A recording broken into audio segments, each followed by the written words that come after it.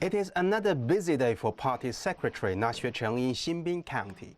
High on his agenda is to make a decision on a plan affecting each and everyone in the county. He has initiated a work plan for rural garbage classification a few months ago. He needs to have it passed by over half of the standing committee members of the local party before the plan can go into effect. But some sections of the work plan are too complicated.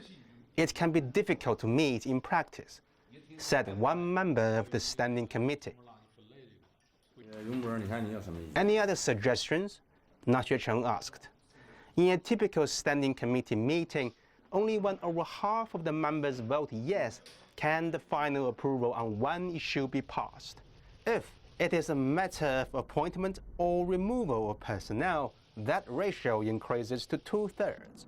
Na Xuecheng decides to put the issue on hold and carry out more research.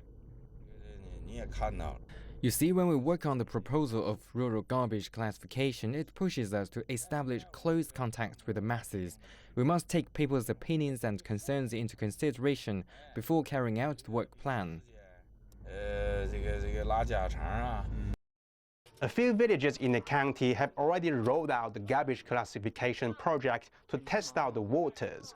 The villagers were taught that over 95% of garbage in their day-to-day life can be classified and recycled. Garbage like food waste can become perfect fertilizer after fermentation.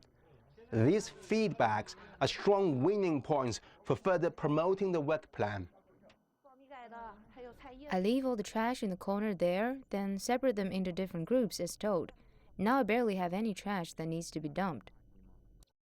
At the age of 54, Na Xuecheng started his political career as the head of one remote village. For nearly 30 years, he has never left the county. And for a work plan like rural garbage classification, to fully implement the project requires the participation of pretty much everyone in the county. For Na Xuecheng, the ethic of keeping close contact with the masses allows a man in his position to better absorb different views. The party secretary has come here many times to find out what questions and concerns the villagers have in implementing the project. After gathering opinions from the public, Na Xuecheng is confident that apart from some minor changes, the proposal can be popularized in other villages too.